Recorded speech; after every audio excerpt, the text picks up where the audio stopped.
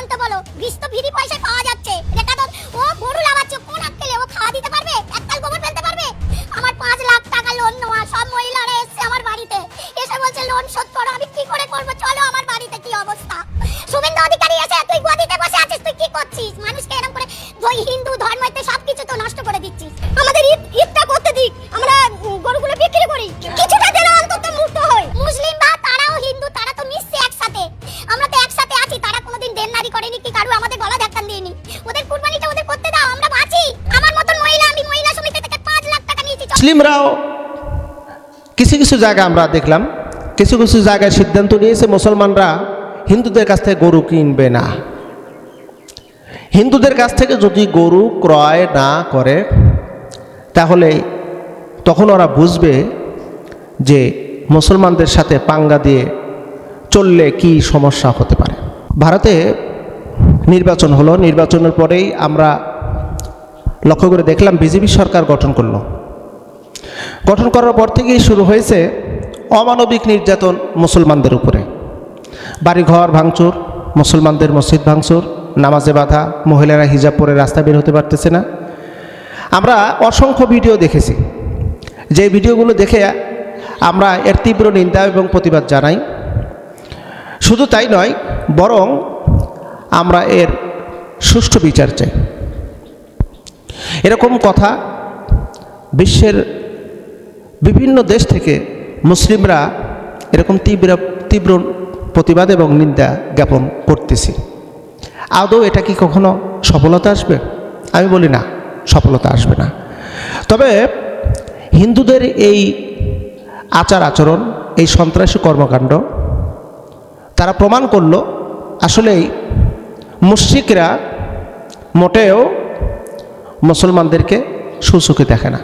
আর একটা বার প্রমাণ হলো। তবে আমরা গাজাতুল হিন্দের গন্ধ পাচ্ছি। গাজাতুল হিন্দ অর্থাৎ এই হিন্দুস্থানে মুসলিম এবং হিন্দুদের মধ্যে যুদ্ধ হবে এবং এই যুদ্ধে মুসলমানরা বিজয়ী হবে। একটা জিনিস খুব পরিষ্কার, সেটা হলো এই পশ্চিমবঙ্গের যে মুখ্যমন্ত্রী হলো শুভেন্দ্র, এই শুভেন্দ্রর বক্তব্য সে অখণ্ড ভারত চায়। তার টার্গেট হলো কি? তার টার্গেট হলো কাশ্মীর, পাকিস্তান, নেপাল, মালদ্বীপ, ভুটান, বাংলাদেশ, মায়ানমার এবং চীনের একটা অংশ, সব মিলে হবে একটা ভারত, অখণ্ড ভারত। এবং এটাকে সে লড়াই হিসাবে গ্রহণ করেছে এবং চ্যালেঞ্জ দিয়েছে যে গোটা ভারতবর্ষকে এক করব, অর্থাৎ অখণ্ড, কোনো খণ্ড থাকবে না। মালদ্বীপ, ভুটান আলাদা থাকবে না, নেপাল আলাদা থাকবে না, কাশ্মীর আলাদা থাকবে না, পাকিস্তান আলাদা থাকবে না, বাংলাদেশ আলাদা থাকবে না এবং চীনের একটা অংশ আলাদা থাকবে না। টোটাল মিলে হবে একটা ভারত, আর এগুলো হবে রাজ্য, অঙ্গরাজ্য। শুভেন্দ্র যদি তার এই বক্তব্যের উপর অটল থেকে বিজেপি সরকার যদি এই সিদ্ধান্তে অটল থাকে, তাহলে বাংলাদেশ কি চাইবে? বাংলাদেশের জনগণ কি চাইবে যে ভারতের তাবেদারি করে, ভারতের সাথে একাকিত্ব করে একটা রাজ্য হিসাবে এই দেশের জনগণ থাকবে? মোটেও থাকতে চাইবে না। ব্যক্তিগতভাবে আমি তো চাইব না আমার দেশ ভারত হয়ে যাক, ভারতের অঙ্গরাজ্য হয়ে যাক। আমার দেশের জনগণ চাইবে না। না চাওয়াতে কি হবে?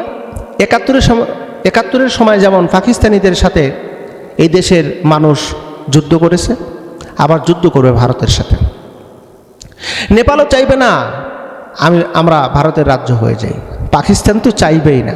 চীনের একটা অংশ, চীন কি ছেড়ে দেবে? না।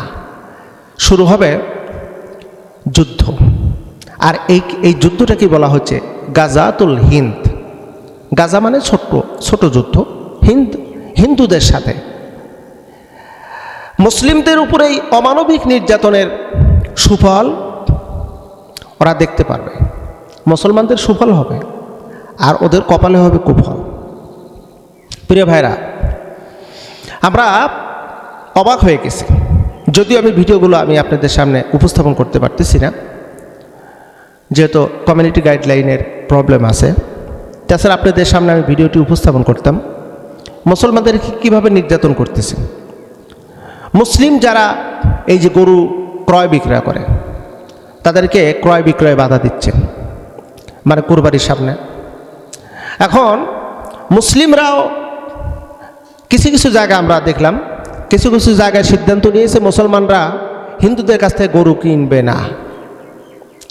হিন্দুদের কাছ থেকে যদি গরু ক্রয় না করে তাহলে তখন ওরা বুঝবে যে মুসলমানদের সাথে পাঙ্গা দিয়ে চললে কি সমস্যা হতে পারে। তবে আমরা ইসলাম ধর্ম অবলম্বী, আমরা বিশ্বাস করি শান্তি, সহমিতা। আমরা নৈতিকতার আচরণের মাধ্যম দিয়ে, শিষ্টাচারের আচরণের মাধ্যম দিয়ে আমরা চলা শিখেছি। এটাই আমাদের বিশ্বাস। উগ্র, সন্ত্রাসী, জঙ্গিবাদ এগুলো মুসলিম ধর্ম অবলম্বীরা বিশ্বাস করে না। ভারতের যে কর্মকাণ্ডগুলো হচ্ছে এটা আমরা মোটেও মেনে নিতে পারি না। তবে একটা কথা আছে, দেয়ালে যখন পিঠ ঠেকে যাবে তখন কিন্তু ছোট্ট বিড়ালও বাঘে পরিণত হয়ে যাবে। আমরা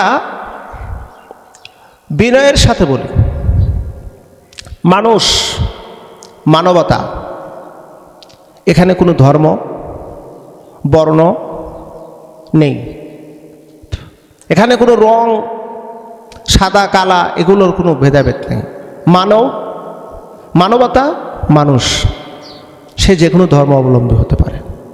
এমন আচরণ করা যাবে না আরেকজন মানুষ কষ্ট পাক। প্রিয় ভাইরা, একটি কথা দীপ্ত কণ্ঠে বলতে চাই, গাজাতুল হিন্দের জন্য প্রস্তুত হন, গাজাতুল হিন্দের জন্য প্রস্তুত হন। আল্লাহ সুবহানাহু ওয়া তাআলা মুসলিমদেরকে বিজয় দিবেন, এটা বিশ্বাস করি।